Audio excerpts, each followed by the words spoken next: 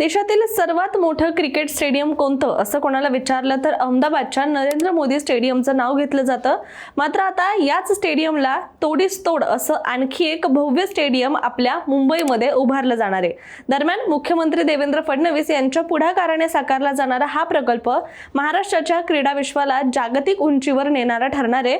चला तर मग याबद्दल सविस्तररित्या जाणून घेऊया की हे भव्य दिव्य स्टेडियम नेमकं कुठे असेल आणि कसं असणार आहे। नमस्कार, मी रामेश्वरी आणि तुम्ही पाहताय कट टू कट। मुंबईकरांचं क्रिकेटवर किती विशेष प्रेम आहे हे काही वेगळं सांगायला नको। कोणताही क्रिकेटचा सामना असला की क्रिकेट प्रेमी हे आपली सगळी कामं बाजूला ठेवून अक्षरशः मॅचला प्राधान्य देतात आणि आता अशातच त्यांच्यासाठी ही आनंदाची बातमी समोर आली आहे। अर्थात मुख्यमंत्री देवेंद्र फडणवीस यांच्या पुढाकाराने साकारला जाणारा, शिवाय महाराष्ट्राच्या क्रीडा विश्वाला जागतिक उंचीवर नेणारा तब्बल 1 लाख प्रेक्षक क्षमतेचं भव्य क्रिकेट स्टेडियम मुंबई महानगर प्रदेशात म्हणजेच MMR क्षेत्रामध्ये उभारण्याच्या हालचालींना आता वेग आलाय।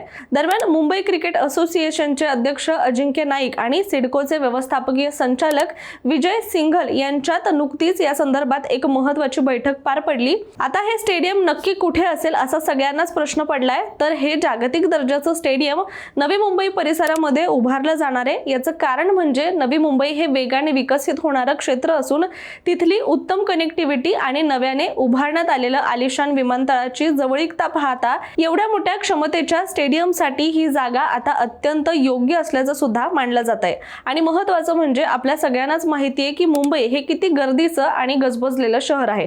त्यामुळे इथली वाहतूक कोंडी आणि विस्तीर्ण अशा जागेच्या अभावामुळे नवी मुंबईमध्ये जागतिक दर्जाचं हे आधुनिक असं स्टेडियम उभारण्याचं नियोजन करण्यात यावं अशा सूचना सुद्धा सांस्कृतिक मंत्री ॲडव्होकेट आशिष शेलार यांनी सिडको अधिकाऱ्यांना दिल्या होत्या। शिवाय जागेची निवड करताना संलग्नता, वाहतूक व्यवस्थापन, वाहनतळ आणि पायाभूत सुविधांचा विचार करण्यात यावा असं सुद्धा शेलार यांनी सांगितलं होतं। आता या स्टेडियमच्या खास बाबी नेमक्या कोणत्या आहेत यावर सुद्धा आपण नजर टाकूया।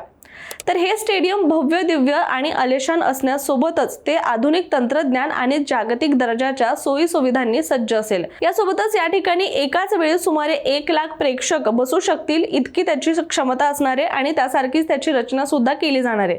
आणि म्हणूनच जवळपास 1,32,000 लोक बसण्याची क्षमता असणाऱ्या अहमदाबादच्या नरेंद्र मोदी स्टेडियम नंतर हे भारतातील दुसरं सर्वात मोठं क्रिकेटचं स्टेडियम ठरणार आहे।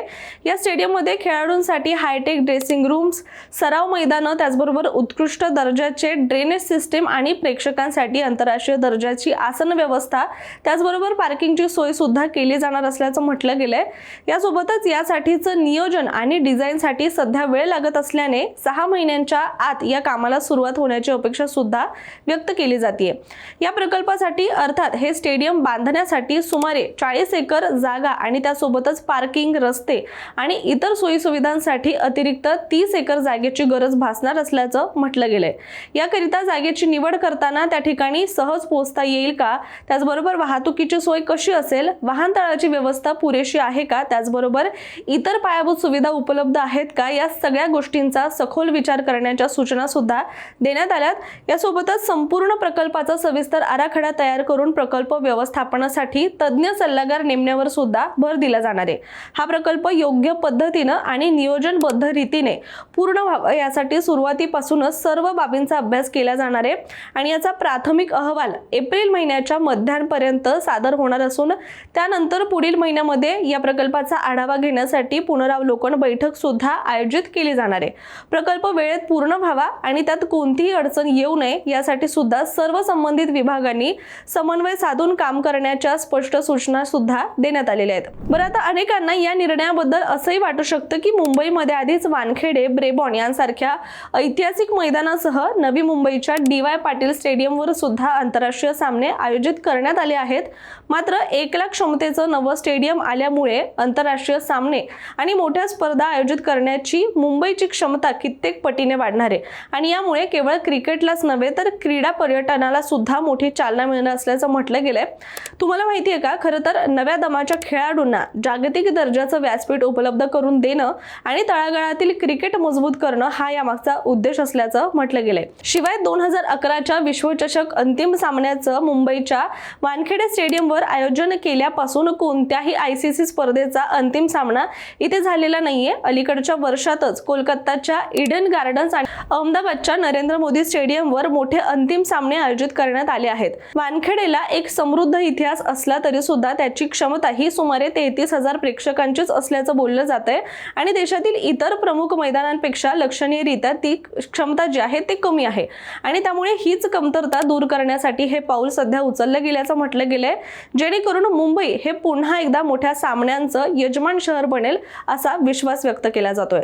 त्यामुळे आता हे भव्य स्टेडियम साकार झाल्यानंतर स्थानिक अर्थव्यवस्थेला चालना, रोजगार निर्मिती आणि क्रीडा पर्यटनाला मोठा फायदा होण्याची शक्यता व्यक्त केली जाते। तर क्रिकेट प्रेमींसाठी ही खऱ्या अर्थानं पर्वणी ठरणार असून त्या स्टेडियममध्ये तिथे जाऊन मॅच पाहण्याचा आनंद हा काही वेगळाच असेल। त्यामुळे आता सगळ्याच क्रिकेट लव्हर्सना हे स्टेडियम कसं असेल हे पाहण्याची उत्सुकता नक्कीच लागली असेल, यात काही शंका नाहीये। तुर्तास आपण इथेच थांबूया, पण तुम्हाला हा व्हिडिओ कसा वाटला आणि हे भव्य दिव्य स्टेडियम पाहण्यासाठी तुम्ही किती आतुर आहात हे सुद्धा आम्हाला कमेंट करून नक्की सांगा आणि अशाच माहितीपूर्ण व्हिडिओसाठी सुद्धा कट टू कटला सबस्क्राइब करा।